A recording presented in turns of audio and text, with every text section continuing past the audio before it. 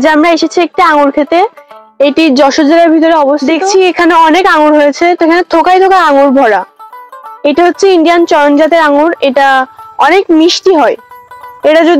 এটা ক্ষেত না হয়ে বাসায়ও অনেক সুন্দর ঘরোয়া ভাবেও করা যায়।